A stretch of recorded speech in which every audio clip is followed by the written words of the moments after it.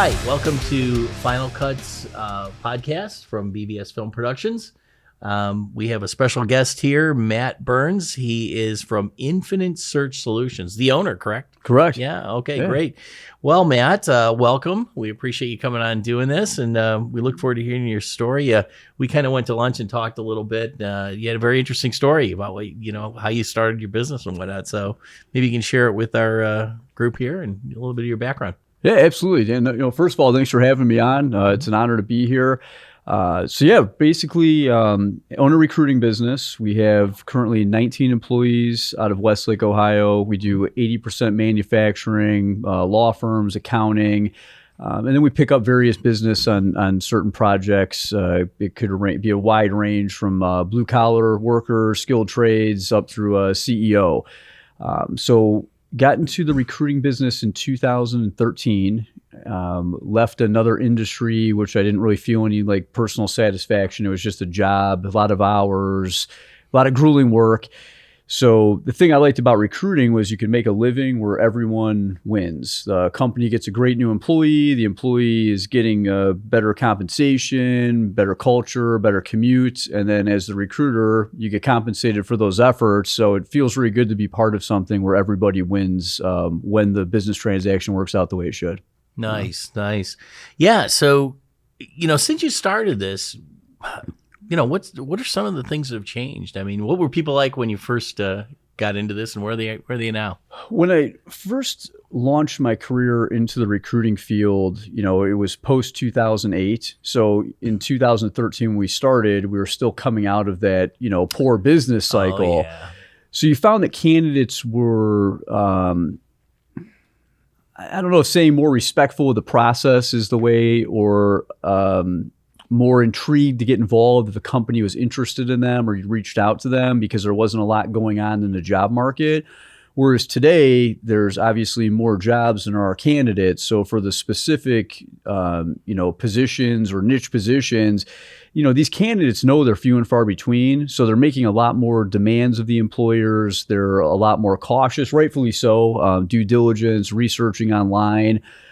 So we find when you present an opportunity to a candidate, it's not really about selling them on it or pushing them towards a certain opportunity. It's more of education of what the candidate's looking for, what their wants and needs are, their expectations, and then finding that right fit as it comes our way. So the business has changed from being a job-driven market to more of a candidate-driven market.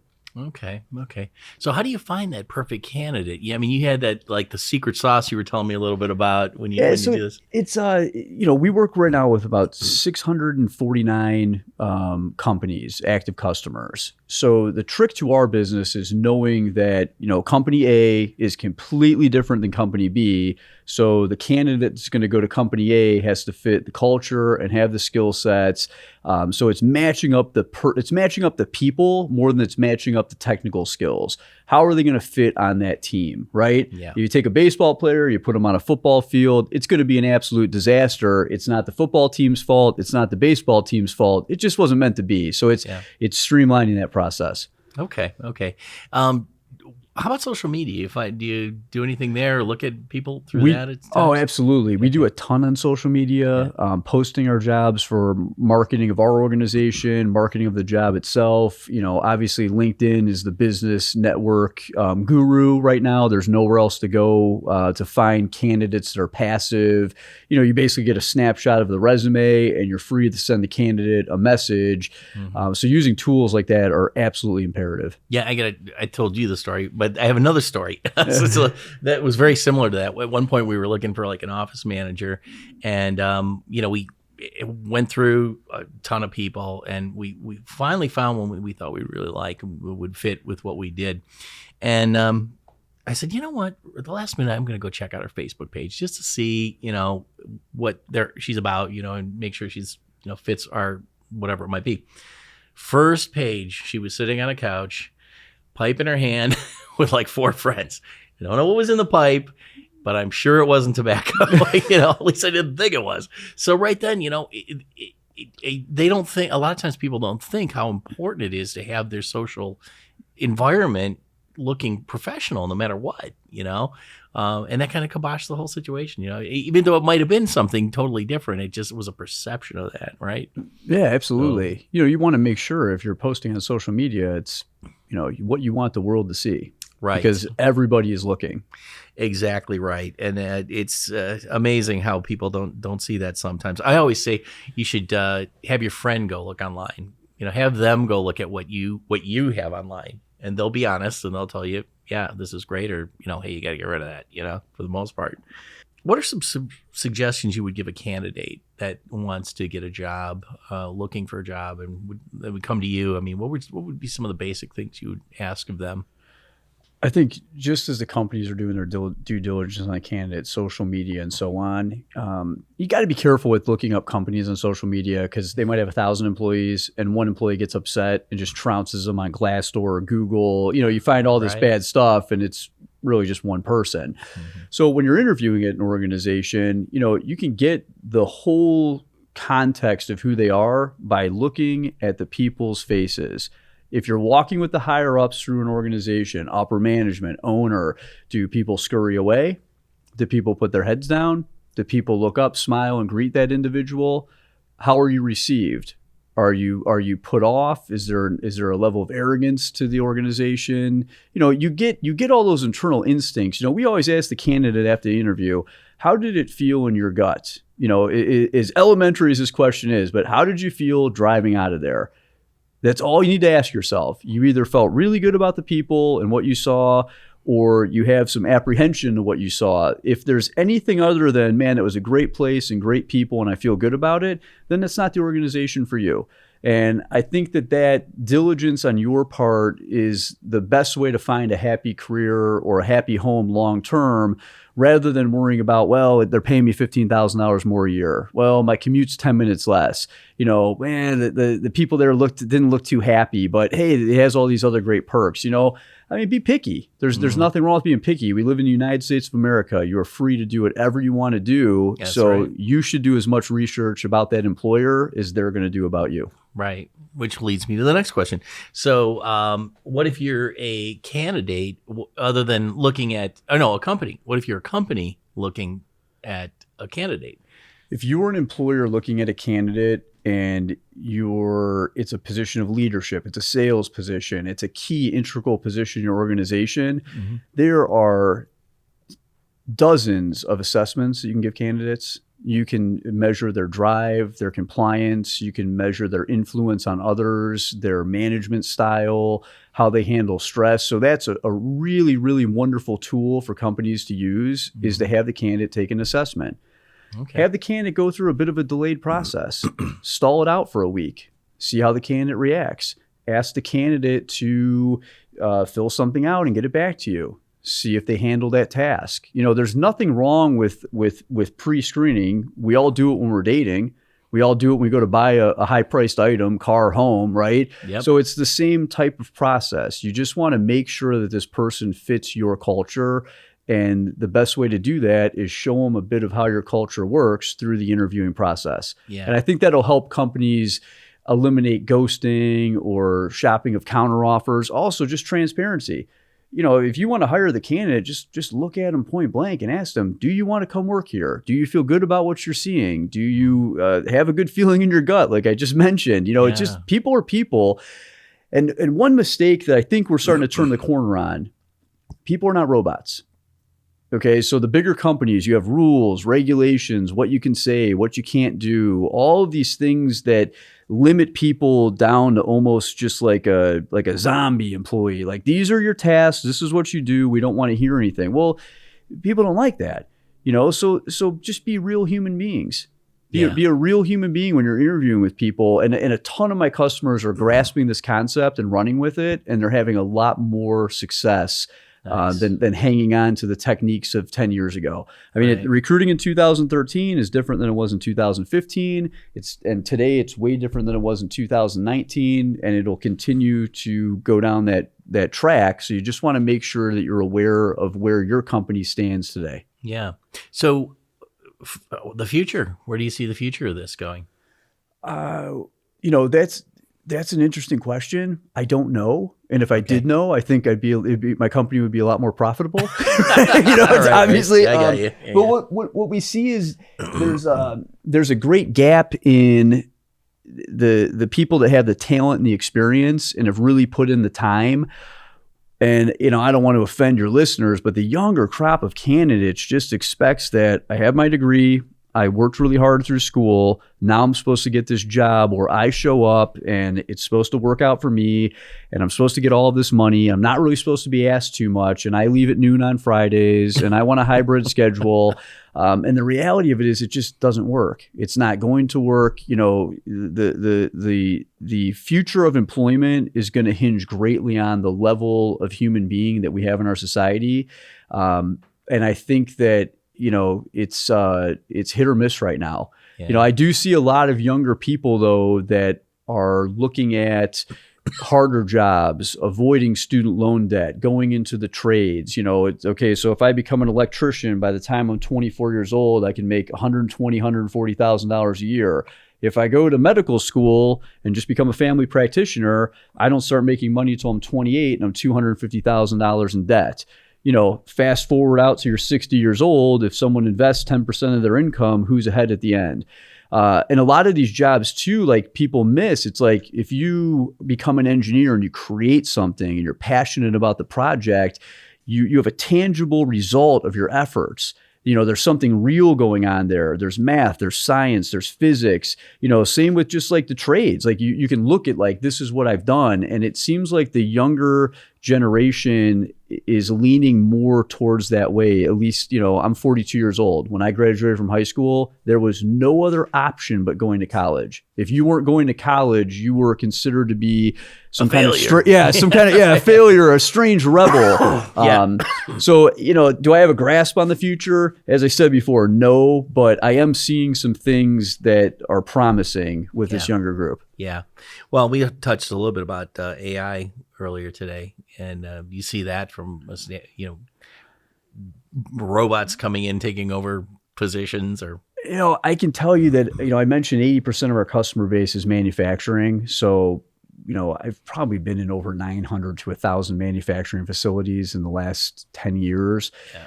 The companies are not investing hundreds of millions of dollars in the robots because they're trying to eliminate people making $15, $17 to $25 an hour. They're investing the money in the robots because there's nobody that wants to show up to work at that wage. Wow. The necessity of the robot is to continue the production because there are no people. So when I hear a politician or someone talking about losing the jobs to overseas or, this happened and these evil owners want to eliminate your job, it's not true. They'll hire on 10 million people right now nationwide. The people just aren't there. Yeah. Yeah. Wow. So is there a big win you might want to talk about? Something that you really, you guys did really well on and helped a lot of people? Our success stories are, a company gets a huge program or project and they need 5 engineers, 4 CNC programmers, quality inspectors. Like they need a whole team of people for that program. And I feel our success comes in having the skill set and knowledge to complete those projects quickly and efficiently by finding the right, not only personality fit, but also the technical fit. Yep. So we have many success stories of like, hey, we need 15 employees yesterday, and within 30 days, we'll have that project completed. And, the company's happy and we move on to the next project. So I think that's our greatest success up until this point, is handling those types of urgent projects for customers. Oh, that's cool. That's very cool. This is so interesting. And I really haven't gotten to the question that I always ask that really this podcast is about. So how has video affected your business, or, how is it being utilized in what you're doing? So obviously we worked with you on doing a customer video. Right. And ironically enough, that video, we sent it to a candidate and their friend was in the video. Oh, so then really? They were super interested in interviewing at the company. Well, there you go. But we're utilizing the video to highlight the culture of the organization, the people of the organization, show success stories within the organization. There are thousands of companies within, 25 miles of where we're sitting right now that nobody knows about. You drive by these buildings every day, you look over and go, I wonder what they do in that brown building with the sign, and you have no idea, but you find out there's $10 million worth of equipment in there, and they make some specialty piece for, surgeries or parts for an aerospace company. So I think it's really bringing those companies to life to show people that there's a whole world that you're not being exposed to in the standard channels, and I think that's exciting to have that video content and to be able to show candidates who these companies are. And it allows the customers to attract talent that otherwise you literally would have to talk the person into going in and interviewing there. So that's been really neat. Yeah. And I always tell customers, I said, it's the perfect presentation. It's not going to change. A customer can watch it anytime they want, and that makes a big difference, when you're developing these things. Yeah, the short attention span. Usually a 2.5 minute video that's enough for someone to see and look and learn. No one's really going to take the time to go on a website and do the research. And certain people will, but for the most part, we're in a very fast-paced, fast thought, fast moves. So I think the video is awesome. Cool. All right, great. Anything you might want to tell someone that's starting in business today? So that's a great question. If you're starting in business, whether it's a bakery, film production, a podcast, recruiting, law firm, accounting firm, you want to treat people with respect. You want to be honest. You want to have integrity. You want to have a certain level of standard. And from that, you're going to be able to grow your business if you're providing the best service, you're professional, and you're there for people when things are bad. It's easy to be in business when things are really good. It's hard to be in business when the customer calls and goes, hey, the engineer you placed 2 weeks ago, they stopped showing up. We think they went back to their old company, right? Yeah. Okay, how do we fix this? We understand. Let us move forward to solve your problem, not let us avoid this and we'll find someone else to do business with. And the other thing I would impress upon anyone is if you are a true professional and you're executing to the best of your abilities, people are going to recognize this. They're going to talk about you. They're going to tell your friends about you. And it doesn't matter what industry you're in or what business you have, that is just the tiniest little factor in things is having someone else mention you once. I had a customer that mentioned me one time, and that led to about 12 new customers. Wow. I was busy for a year because someone said something about my business and the way we performed, and it was because of that bad situation I just mentioned. Isn't that amazing? We refunded them, we found them someone else, we made it right, and they were just so blown away because prior to that, the recruiting firm they used just disappeared in that situation. So that's my advice. I mean, I know it's very basic, but I think basic's important now. Everyone's looking for the secret sauce, and we've all had the secret sauce for a couple hundred years. Yeah, I totally agree. And the other side of that is, the good news when people talk about you, but what about it? All the other companies that do have bad news, that travels 10 times as fast, right? Correct. And if anybody has social media, it goes, viral quickly. Yep. It's crazy.